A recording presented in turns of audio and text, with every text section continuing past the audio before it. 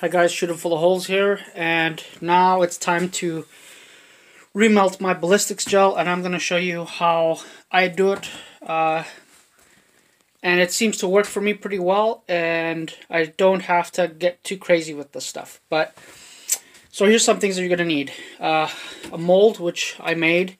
There's a few videos on how to make your mold. I have a couple of sieves, a big one and a smaller one, and you'll find out later how those are used. I have a real cheapo, well, it's not really a ladle, it's more of a spoon, just in case, to take out something or things like that. And a heat gun, and you'll see what I use the heat gun for later. Most importantly, you need a pair of gloves, or mitts or something to handle, you know, the hot pots and stuff. Some guys will actually, I've seen a video where the guy puts his mold inside this and covers it, and that's all fine and dandy. The thing is that I pour everything back into my mold. I like it that way. To be honest, I think it reduces the bubbles a little more, and also when you have debris in it or shrapnel and stuff like that, like this one has, they tend to sit at the bottom of the tray. So now another thing is that this has a removable tray on the inside that you can clean out.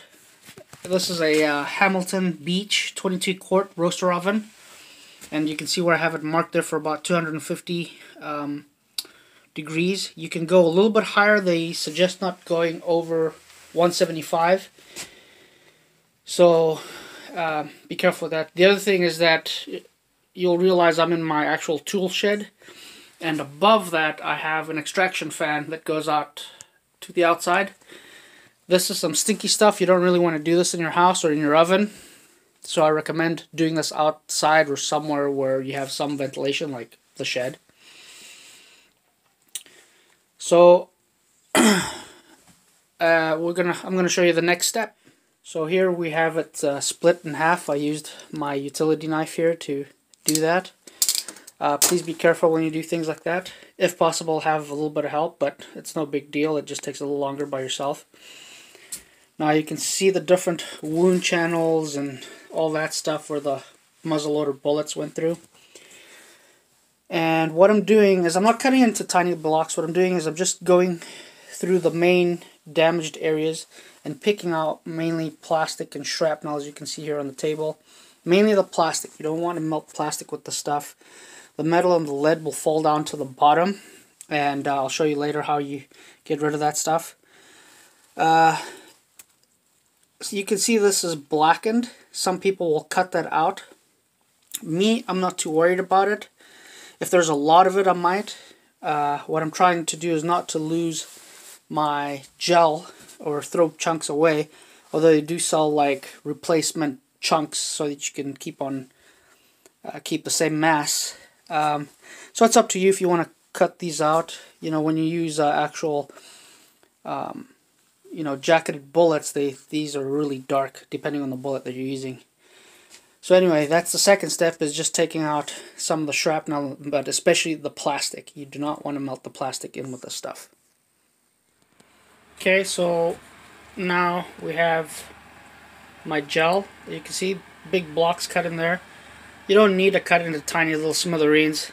Let the roaster oven do the work, and the main reason you don't have to cut it into tiny little pieces is because you have this lid. It's only been in there for a couple of minutes, so you can tell this stuff is starting to, you know, get warm really quick. Now when I cut my gel blocks, I cut them also on this rack that was supplied with the roaster oven. That's what you put a turkey on. Okay guys, so here's my mold that I made, and with silicone on the inside. That's basically heat resistant silicone. Now you'll notice that there's another like skid at the bottom, and what I've done is I've actually got silicone between the two, and that's just to dissipate heat a bit better and make it cool a bit easier. Or if you put this on, you know, wooded area or something. I just didn't want it to get as hot. The other thing that I do is I use the same rack that is supplied with the Hamilton Beach roaster oven. I use that to give it a little bit of space between the ground to dissipate heat and let it cool quicker. So I have my mold in place. You can tell the fan is still running and the roaster oven, it's been about 2.5 hours now, and you can tell the gel's doing really well. I don't want to get too close with my phone. What happens if my phone lands in there? That's going to be fun. Anyway, so I think we've got about another hour left, and we should be good to pour. Now, I'm not going to show you how I pour.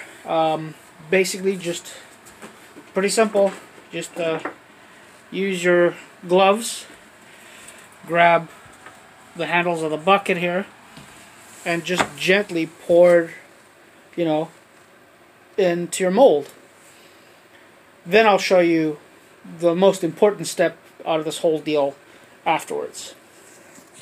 Okay, so this is it being already poured in the mold, and all these bubbles here in the corner are from where I passed it through the sieve.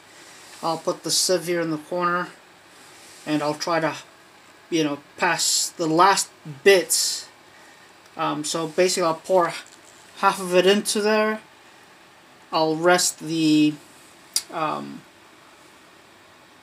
bucket or the container on the mold, and then I'll put the sieve quickly, and then I'll pass the other half through it, just so I don't catch too much debris in there.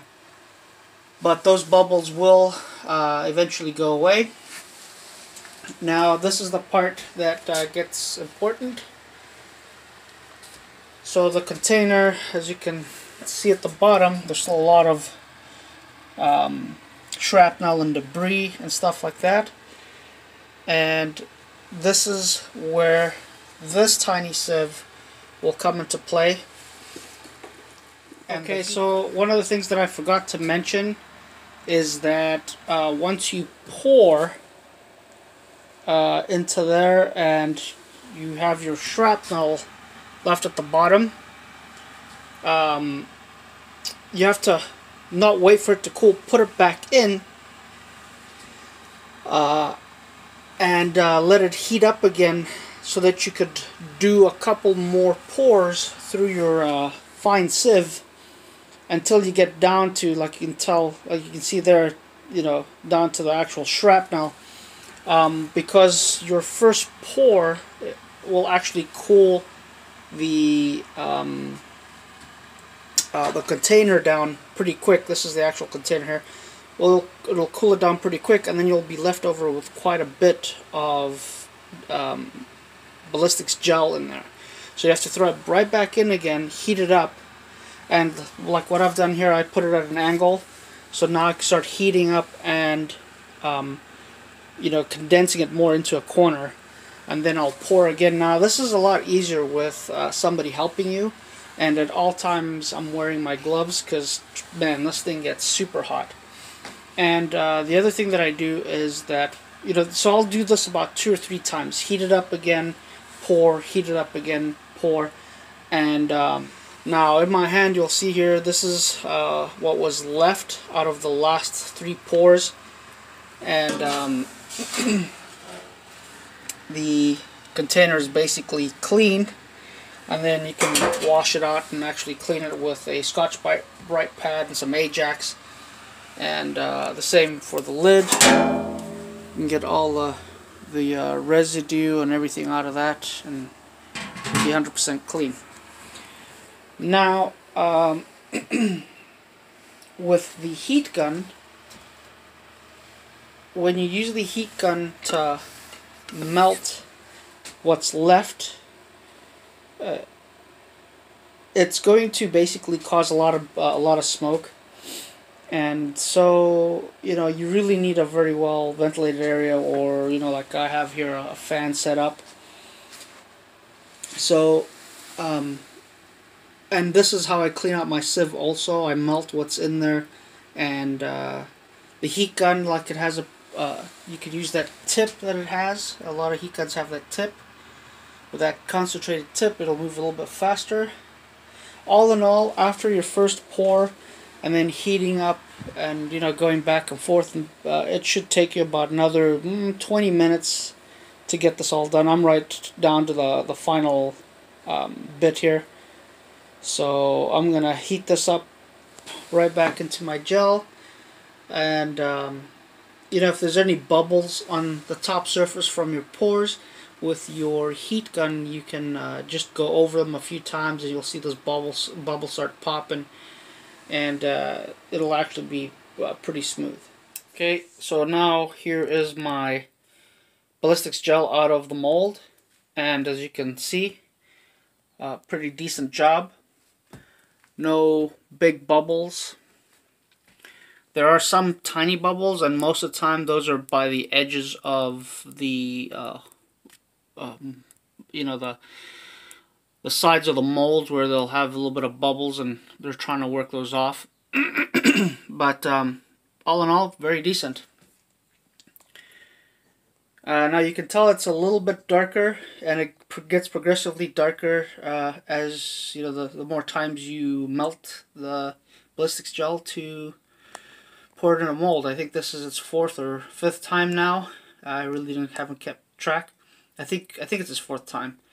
But yeah, so it's going to get a lot darker as time goes by.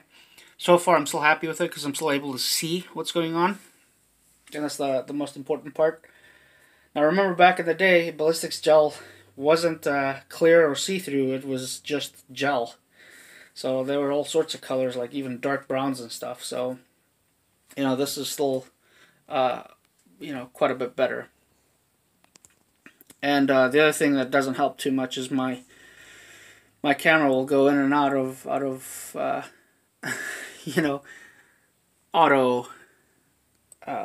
tuning or whatever that is with the color. So now another thing is I use the original plastic that it came in, and I'll cover it with that and put it back in the box and all that stuff. But then after time, that plastic will leave wrinkly marks all over, and I use the heat gun again to smooth those out before I shoot it, just so I can see what's going on again. Now if you got any comments or questions, please put them in the comment section of the video, and I will try to answer them as soon as possible. And thanks for watching.